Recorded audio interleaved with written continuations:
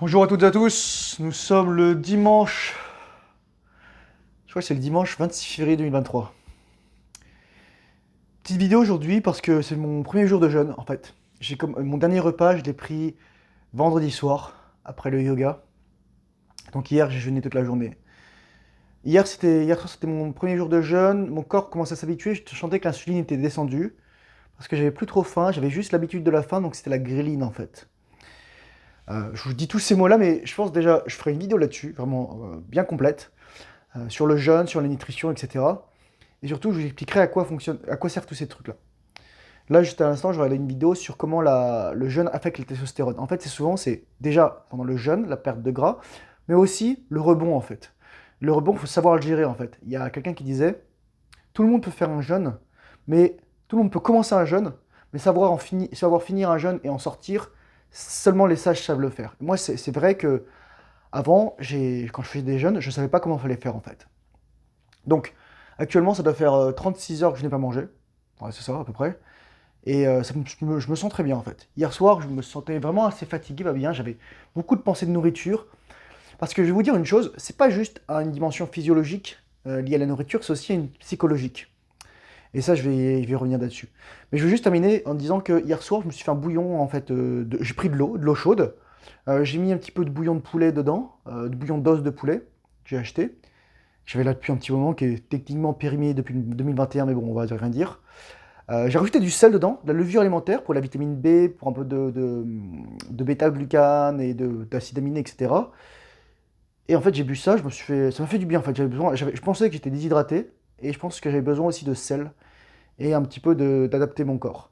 J'ai pris aussi de l'huile de foie de morue, donc un peu de gras, 2-3 gélules, et des oméga 3, donc aussi du gras. Donc, comme vous voyez, moi, quand je fais un jeûne, je fais pas un jeûne absolu, j'ai déjà fait des jeûnes secs. Je peux vous dire que c'est violent, des jeûnes secs. J'ai des photos de moi, je pense que je les mettrai tout ça dans un bon documentaire où je ferai un documentaire sur tout ce que j'ai appris sur le jeûne. J'ai déjà fait aussi un jeûne de 40 jours et je peux vous dire que je faisais peur. Enfin, moi, je me faisais peur en fait. Et surtout à cette époque-là, c'est important.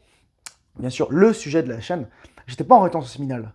Donc, ce qui se passait, c'est qu'en fait, je n'avais pas d'apport énergétique, j'avais pas d'apport non plus en nutriments, et je me vidais de ma substance. Alors que là, en fait, là, comme je suis en rétention séminale, mon corps, il est ultra efficace, en fait. Il est ultra efficace, il dépense rien, enfin, il perd pas de nutriments, et certes, il dépense de l'énergie, il perd du gras, etc. Pourquoi je fais ce jeûne? Je fais ce jeûne parce que là, je me suis pesé, j'ai pris des photos de moi en plus, je les mettrai, tout ça. D'ailleurs, je suis pas content de la qualité des photos, je le trouve un peu nul. Je pèse 79 kilos. Je pèse 79 kilos pour 1m66.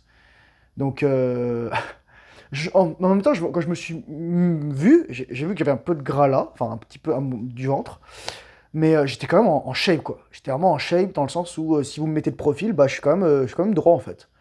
C'est juste, je pense que là j'ai un petit peu de gras en trop et je peux me permettre de perdre un peu de gras. Au niveau de la masse musculaire, il faudra que je vois en fait quand est-ce que je commence quand est-ce qu'elle commence à être visible. Mais je sais que j'ai probablement environ, allez, très honnêtement, 10 à 12 kilos de gras à perdre sans souci. Sans souci. Donc je peux me faire confiance à ce niveau-là. Mon jeûne actuellement, ce que je compte faire, c'est plutôt un jeûne hydrique.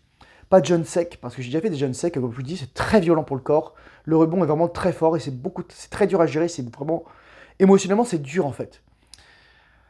Aussi, je dirais que là, je suis beaucoup mieux équipé, c'est-à-dire que j'ai appris de mes erreurs, j'ai appris mes leçons, enfin, j'ai appris les leçons en fait de mes expériences passées. Par exemple, lorsque je faisais un jeûne sec, parfois j'ai mal au rein, parce que bah, c'est sûr qu'il y a beaucoup moins d'eau. Votre urine devient concentrée, elle devient très jaune, elle ne devient pas marron, etc. Parce que votre corps produit de l'eau métabolique. Mais on peut avoir un petit peu mal au rein, donc le but en fait c'est de boire un peu d'acide citrique. Vous savez, l'acide citrique, c'est ce qu'il y a dans le citron, par exemple. C'est un acide qu'on peut trouver en rayon cuisine en fait. Ça ressemble à des cristaux blancs. Et si vous le mettez, vous avez l'impression de boire un truc acidulé en fait. Moi j'adore ce goût en fait. J'adore vraiment ce goût. J'ai aussi du sel, bon, chlorure de sodium bien entendu. Très minéralisé, c'est du sel de l'Himalaya. J'ai du chlorure de potassium, pour rajouter un peu de potassium de temps en temps. Et du chlorure de magnésium. Pourquoi j'ai pas forcément de chlorure de calcium? Parce que le calcium, on va dire que c'est très difficile à perdre. Sauf si vous avez énormément d'insuline, vous avez énormément de glucose dans le sang et que l'insuline c'est le bordel et que vous pissez vos os littéralement. Quand je dis os, je vais parler des os. Parce que vous avez d'énormes réserves de calcium en fait à travers le corps, donc il n'y a pas à s'en faire. Et hormis pour un jeûne de plus, je dirais 30 à 40 jours, il n'y a pas à s'en faire. Ce truc le plus important, c'est juste vraiment, moi je dirais, la rétention séminale, ne pas éjaculer en fait. Lorsque j'avais fait mon jeûne de 40 jours, je me souviens, j'avais eu un très grand manque, en fait, une très grande peur. Je me sentais vraiment seul, je me sentais abandonné, mais en fait, à cette époque-là, en plus, j'éjaculais tout le temps. C'était horrible, quoi. C'était juillet-août 2020, si vous voulez savoir. Mais cognitivement, j'étais ultra performant. J'étais juste psychologiquement terrifié, en fait. Je sais pas ce qui se passe. Est-ce que c'était lié à l'absence de nourriture parce qu'il y a des trucs très anciens dans votre cerveau qui sont réactivés, soit liés à votre enfance, le rapport émotionnel que vous avez à la nourriture, ou probablement au niveau génétique. Parce que c'est con, mais en fait, le jeûne, c'est un moyen de survivre, en fait. Avant, nos ancêtres, l'été, ils mangeaient énormément, lorsqu'ils étaient nomades. Et lorsque c'était l'hiver, bah, ils perdaient du poids parce qu'il y avait moins de ressources, il y avait moins d'animaux, etc. Ou ils migraient vers l'équateur. En tous les cas, c'était une des périodes plus difficiles. Donc en fait, normalement, on prenait du poids l'été et on le perdait l'hiver. Maintenant, on fait l'inverse. On prend du poids l'hiver et on veut le perdre pour l'été pour être très beau. Voilà. L'autre élément, je dirais, qui est aussi très important, c'est euh, être en diète cétogène avant de faire un jeûne. Pourquoi le but de la diète cétogène, c'est de préparer en fait à la façon dont le corps va travailler lorsqu'il sera dans le jeûne. C'est-à-dire du gras et des protes. Votre corps va utiliser votre gras comme énergie. Votre corps va faire un tout petit peu de sucre à partir de la néoglucogénèse dans le foie, mais il va utiliser le gras comme énergie. Bien entendu, je vous dis, je ferai une vidéo là-dessus. Je ferai une vidéo bien, bien structurée, mais là, moi, je voudrais juste faire un peu de mon expérience, très rapidement déblayer. Qu'est-ce que j'ai appris d'autre de mes jeûnes? Oui, pas hésiter à boire un peu d'eau et de sel, etc. Surtout si on se sent un petit peu faible. Parce qu'en fait, comme notre insuline est très basse, notre insuline aussi donc, fait descendre notre niveau de rétention de sel, notre sucre est très bas, notre glucose sanguin est très bas. Ce qui se passe, c'est qu'on va parfois avoir des petits manques d'énergie. Donc, il ne faut pas hésiter à manger du sel. Et surtout, il faut se reposer en fait. Moi, je me suis énormément reposé le premier jour, là, le samedi, donc hier. Je me suis levé à 7 h, mon chat avait fait chier partout. Je me suis recouché jusqu'à 11 h, je me suis relevé pour aller faire quelques emplettes, etc. Je devais aller au pressing. À 15 h, je me suis recouché jusqu'à 15-16 h. Puis ensuite, j'ai fait quoi? J'ai fait pas quelques petits trucs, etc. Rien de bien particulier. Tout ça pour vous dire que le jeûne, en fait, le plus grand bénéfice, c'est pas la perte de poids, c'est la réparation de votre corps. Il y a vraiment gérer le rebond à la fois, c'est-à-dire manger vraiment juste de la protéine, juste de la protéine. Un tout petit peu de gras, votre corps il a tout le gras qu'il faut, normalement, le plus jeune, le plus long du monde, je vous le rappelle, c'est Angus Barbieri, 382 jours, il a perdu 127 kilos. Et c'est pas du muscle ou de l'os qu'il a perdu. Souvent les gens qui vont perdre vraiment des trucs dont ils ont besoin lors d'un jeûne, c'est soit parce que, un, c'est trop long, soit parce qu'ils n'ont pas de nutriments pendant le jeûne. Juste de l'eau, ça suffit pas, très honnêtement, je vous le dis tout de suite, parce que l'eau aujourd'hui est vide en fait. L'eau que buvaient nos ancêtres, elle était riche en minéraux, enfin c'était une eau vivante, quoi. C'était une eau qui coulait, c'était pas une eau en bouteille, plastique, etc. Moi, c'est pour ça que lorsque je dois consommer de l'eau, je vais rajouter du sel dedans, je vais rajouter un petit peu de trucs, etc. Enfin, je veux une eau minéralisée en fait. La deuxième chose qu'il y a ensuite, c'est que comme les gens ne sont pas en diète cétogène, déjà ils manquent de nutriments, etc., leur corps va encore être en utilisation de glucides pendant les 3, 4, 5 premiers jours. Et ça va être très dur, donc la transition va être super dure, ils vont avoir des maux de tête, ils vont crever la dalle, ils vont être stressés et tout. Mais dès que vous passez en cétose, boum, là c'est les rythmes de croisière.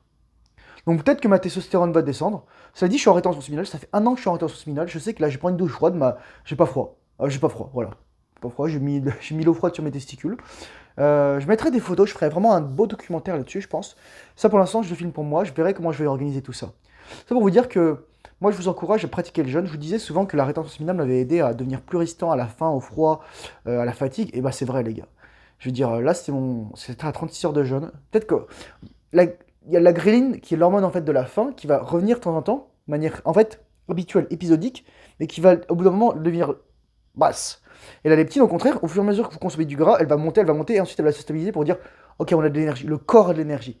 C'est pour ça que vous pouvez jeûner en fait. C'est pour ça qu'on ne sait pas. En anglais, on confond souvent fasting et starvation.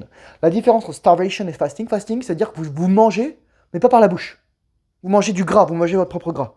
Alors que starvation, c'est-à-dire que vous mangez pas par la bouche, mais vous ne mangez pas votre propre gras. Votre corps n'a pas accès à votre gras parce que soit vous mangez des glucides, donc votre insuline est élevée, donc votre corps est incapable de manger du gras, soit parce que carrément il va phagocyter votre muscle. Ou alors parce que vous n'avez plus de réserve de gras. Donc c'est ça starvation, c'est ça l'affamement. Voilà, petite vidéo pour retenir comment j'en suis. Sinon, aujourd'hui il fait -17 à Montréal, au secours. Allez, ciao, bonne journée, bye bye.